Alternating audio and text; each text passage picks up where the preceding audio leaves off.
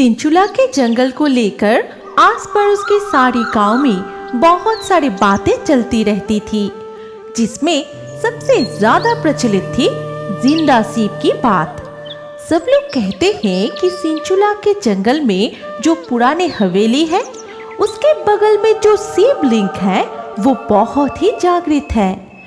वहाँ अगर कोई भी वक्त भक्ति से शिव जी को खाने के लिए फल दे आते हैं, वो फल शिव जी खुद आके खाते हैं और उस भक्त की मनोकामना पूरी करते हैं। लेकिन सिर्फ ये बात नहीं, इसके साथ साथ कोई भी सिंचुला के जंगल में शाम के वक्त जाने से डरता था, क्योंकि अफवाहें हैं कि अगर कोई भूल से भी शाम के वक्त उस जंगल में चले गए तो जिंदा नहीं लौटते। भाग्यवान, देखो तुमने कितनी देर कर दी, शाम होने को आई है, अभी तुमको पूजा करने की ख्याल आया। अब जल्दी चलो। ए जी, आप चुप रहिए, शिव जी की पूजा में जा रहे हैं, कोई भी अनहोनी नहीं होगी, भरोसा रखिए शिव जी पर। अरे भगवान, समझती क्यों नहीं हो? मुझे तुम्हारी शिव जी पे भरोसा है, लेकिन इस जंगल पे नहीं। तुम्हें तो पता ही है कि शाम के बाद वहाँ कोई नहीं जाता। फिर दोनों जंगल के बीच पुरानी हवेली के वो शिवलिंग के पास पहुंचा। फिर उनकी पूजा करके शिव जी को फल देके सूरज डूबने से पहले ही जल्दी जल्दी जंगल से निकल आए। फिर देखते ही देखते रात हो गई और सिंचुला जंगल में अंधेरा छा गया। जाओ, तुम शिव जी की मूर्ति से फल लेकर आओ। रोज रोज मैं क्यों जाऊं? तुम नहीं ला सकती क्या? तुम ब्राह्मण भूत हो और तुम्हारे छूने से कुछ नहीं होगा, लेकिन मेरे छूने से पाप लगेगा, इसीलिए तुमको ही जाने के लिए बोलती हूँ, नहीं तो मैं किसी को ज्यादा तेल नहीं डालती। डायन का पाप, तुम हंसाओ मत। ठीक है, मैं ही जाता हूँ। उधर उस पुराने हवेली के अंदर कुछ अलग ही खिचड़ी पक रहा था। हवेली के अंदर खूंखार डाकू लोग रहते थे, जो आसपास के सारे गांव को लूट के सोने, गहने, बहुत सारी कीमती चीज इस हवेली में छुपा के रखते थे। सिंचुला जंगल के अफवाह से उन लोगों का बहुत फायदा होता था। वो लोग सबके आंखों से छुप के वहाँ शांति से रह पाते थे, इसीलिए वो लोग चाहते थे कि ये अफवाहें बनी रहे। अबे यार, लोगों का डर कम होने लगा है क्या? आज देखा, वो पति पत्नी सूरज ढलने की समय जंगल से निकला। पहले तो कोई भी पूजा के लिए यहाँ शाम तक नहीं रुकता था, अब तो हमारा यहाँ शांति से रहना मुश्किल हो जाएगा। अरे भाई, चिंता मत करो, उपाय सूझो। लगता है हमें ही कुछ उपाय निकालना पड़ेगा। देखो भाई लोग, इस जंगल में इतने लोग क्यों आते हैं? पहले ये तो बताओ। इस शिवलिंग की वजह से सारे उस मूर्ति को फल खिलाने चले आते हैं और हमें डर डर के जीना पड़ रहा है। वही तो देखो, सारे भक्त इस शिवलिंग के लिए ही तो इस सिंचुला जंगल में आते हैं। हम लोग अगर शिवलिंग को ही उठा के आस पड़ोस की किसी भी गांव में रख दे तो कोई भी इंसान यहाँ आने की हिम्मत नहीं करेगा। तो फिर शुभ काम में देरी कैसी है? कल रात ही शिवलिंग को यहाँ से उठा के रात के अंधेरे में हम कहीं और रख के आएंगे। डाकू लोग आपस में जो भी बातें अब तक की, सारी बातें डायन, चुड़ैल, ब्रह्मदैत्य ने सब कुछ सुन लेते हैं। देखा तुम लोगों ने, अपने फायदे के लिए कैसे शिव जी की मूर्ति को बाहर भेजने का बात कर रहे थे। इंसान के अंदर से डर चला गया है, नहीं तो मूर्ति के बारे में ऐसा सोच कैसे सकते हैं? वो बात छोड़ो, उनकी पाप उन्हें लगे, अपने बारे में सोचो। अगर ये शिवलिंग यहाँ पे ना रहे तो कोई भी वक्त यहाँ फल चराने नहीं आएगा, हम भूखा ही रह जाएंगे। मेरे दिमाग में एक सुझाव आया है। हम लोग तो सबका रूप ले सकते हैं, क्यों ना हम में से कोई शिव जी का रूप लेके उन्हें डराए। अरे बाप रे, शिव जी का रूप! लेकिन हम में से ये हिम्मत का काम करेगा कौन? क्यों? तुम बनोगे शिव जी। तुम तो ब्राह्मण भूत हो, तुम्हें कुछ नहीं होगा। अच्छा, हमेशा जहाँ खतरा वही इस ब्रह्म दैत्य को भेज दो। मजाक छोड़ो, मेरी बात ध्यान से सुनो। जब वो लोग शिव जी की मूर्ति को वहाँ से उठाएंगे, तब तुम शिव जी बनकर उनके सामने जाना और हम दोनों नंदी भृंगी के रूप ले लेंगे। फिर अगले दिन देखते ही देखते शाम हो जाती है। डाकू लोग आपस में शिव जी के मूर्ति को उठाने की तैयारी करने लगे। जब वो लोग मिलके शिव जी की मूर्ति को वहाँ से उठाने लगा, तभी शिव जी वहाँ पे आते हैं। तुम लोगों का इतना साहस कि मेरे मूर्ति को हाथ लगाया। ये मूर्ति तो यहाँ से हटाना ही होगा, नहीं तो हम पकड़े जाएंगे।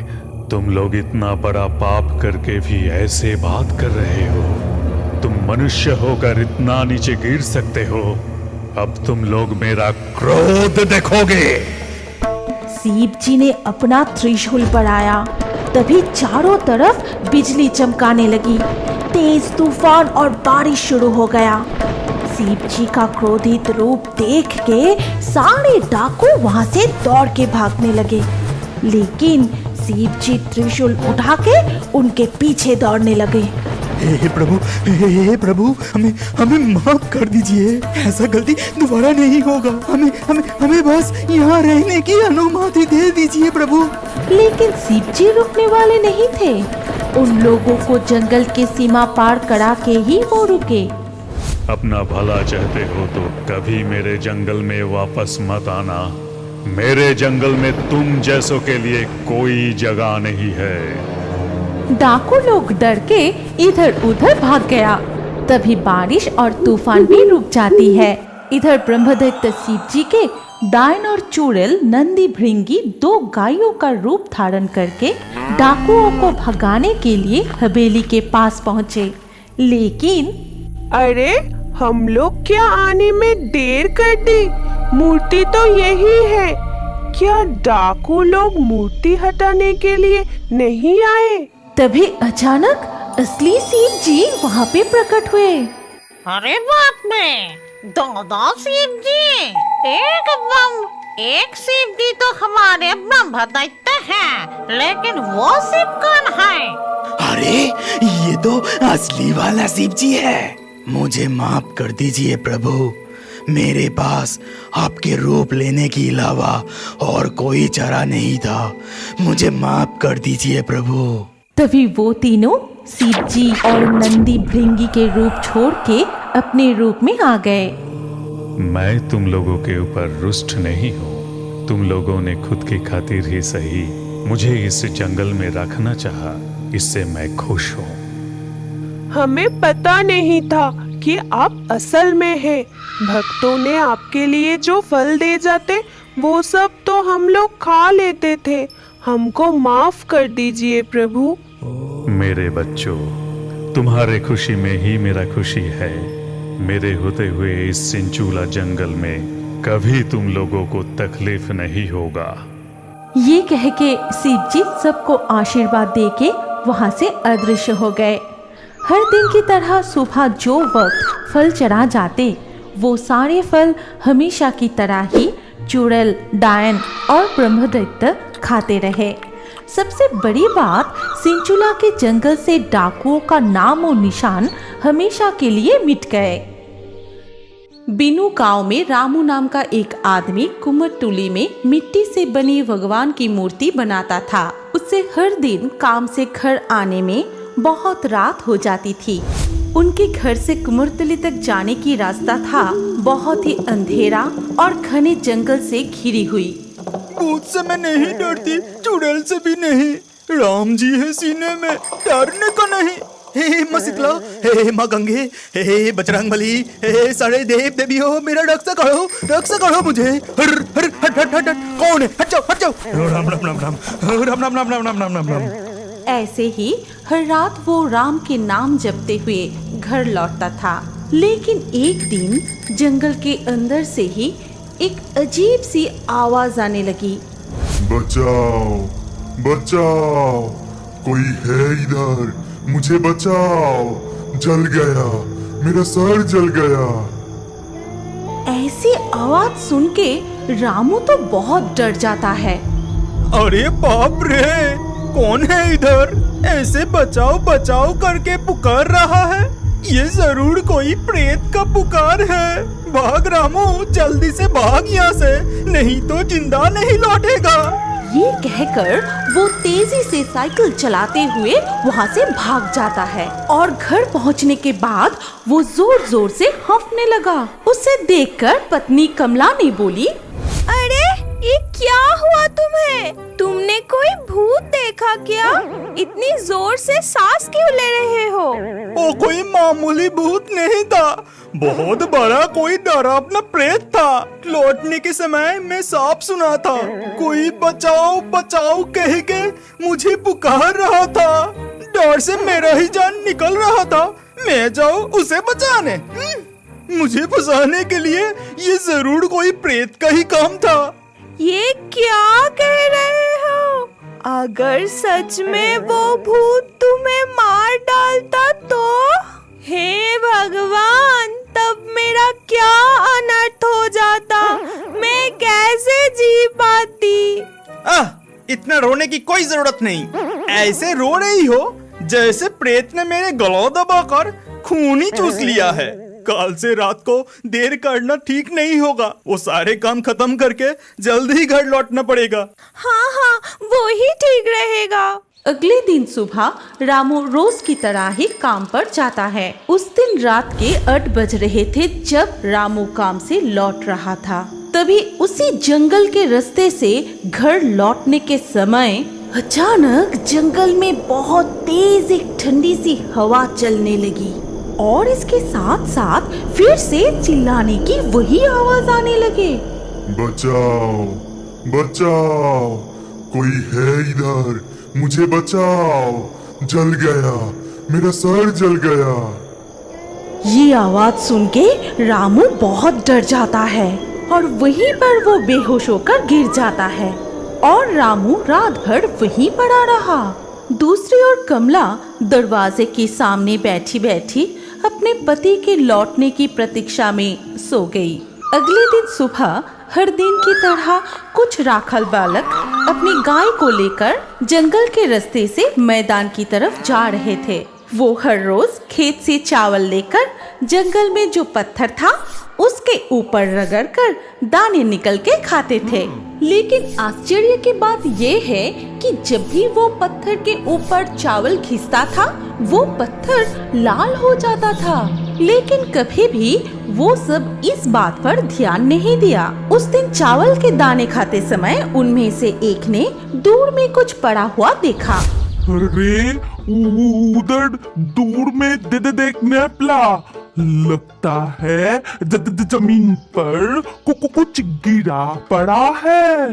तभी वो सब एक साथ वहाँ जाते हैं। फिर देखते हैं कि रामू बेहोश होकर जमीन पे लेटे हैं। अरे ये तो रामू काका है, लेकिन यहाँ ऐसे क्यों लेटा है? जल्दी चल रामू काका के घर ये खबर देते हैं। उधर रामू घर ना लौटने पर कमला ने पति की तलाश शुरू कर दी। तभी सारे राखल बालक कमला को देख कहता है कि कमला चाची, ओ कमला चाची, जल्दी चलो, उधर रामू चाचा जंगल के रास्ते में बेहोश होके गिरा पड़ा है। ये क्या कह रहा है तू? क्या सच में उसे कोई भूत ने पकड़ लिया? चल चल जल्दी चल बेटा। तब कमला और गांव के कुछ लोग राखल बालक के साथ जंगल के रास्ते पर चले गए। फिर रामू को वहां से उठाकर घर ले आए। उसी रात रामू को बहुत तेज बुखार आया और 2 दिन से बुखार कम नहीं हो रहा था। रामू गहरी नींद में सपना देखता है और वो सपने में देखता है कि महादेव आकर कह रहा है, रामू, जागो रामू, मुझे बचाओ, मेरा सर जल रहा है, मुझे बचाओ। ओ जंगल में मिट्टी के नीचे मैं हूँ। ओ सारे राखल बालक रोज मेरे सर पर चावल घिस के दाने खाते हैं, मेरा सर लाल हो जाता है, मुझे बचाओ रामू, मैं ही तुमको रोज बचाओ बचाओ कह के पुकारता हूँ, मेरा स्थापना करो रामू। इसके बाद रामू जाग जाता है और उसका बुखार उतर जाता है। फिर सुबह रामू पत्नी को उस सपने के बारे में खोल के बताता है और सब कुछ सुन के कमला कहती है, तुम जो बोल रहे हो क्या वो सच है? फिर तो हमें जाकर देखना चाहिए, सच में वहाँ कुछ है क्या? उसके बाद रामू और कमला राखल बालक के साथ उस जंगल की ओर चल पड़े और वहाँ पहुंचकर रामू ने उनसे कहा, ए नेपला, तुम सब कौन से पत्थर में चावल घिसकर दाने खाते हो? जल्दी बताओ मुझे। ओ उस तरफ झाड़ियों के पीछे, चलो मैं तुम सबको ले चलता हूँ। तभी उन्हें वो पत्थर दिखाई देता है। फिर रामू अपने हाथों से पत्थर के पास वाली मिट्टी हटाने लगता है। फिर अंत में एक विशाल शिवलिंग निकलता है। ये देखकर रामू कहता है, अरे नेपला, तुम सब इतने दिनों से क्या कर रहे थे? देखो, जल्दी माफी मांगो प्रभु से। राखल बालक को अपनी गलती का एहसास हुआ और उन्होंने महादेव से माफी मांगी। इसके बाद सभी गांव वाले मिलके उस शिवलिंग का स्थापना किए। फिर कुछ दिन बाद ही वहां एक बड़ा सा मंदिर स्थापना करके बहुत ही धूमधाम से महादेव का पूजा किया जाता है और वहां पर महादेव को बाबा जलेश्वर के नाम से जाना जाता है। उसी गांव का ही एक छोटा सा बालक धीरे धीरे करके उस जलेश्वर बाबा का भक्त बन उठे, जिसके माध्यम से ही बाबा जलेश्वर की महिमा चारों ओर प्रसिद्ध होने लगी। हमारी कहानी यहीं पर समाप्त होती है। अगर आपको ये कहानी अच्छी लगी हो तो इस वीडियो को लाइक करें और अभी और एक नई मजेदार कार्टून देखने के लिए स्क्रीन के ऊपर इस वीडियो को क्लिक कीजिए और हमारे इस चैनल को जल्दी से सब्सक्राइब कर लीजिए।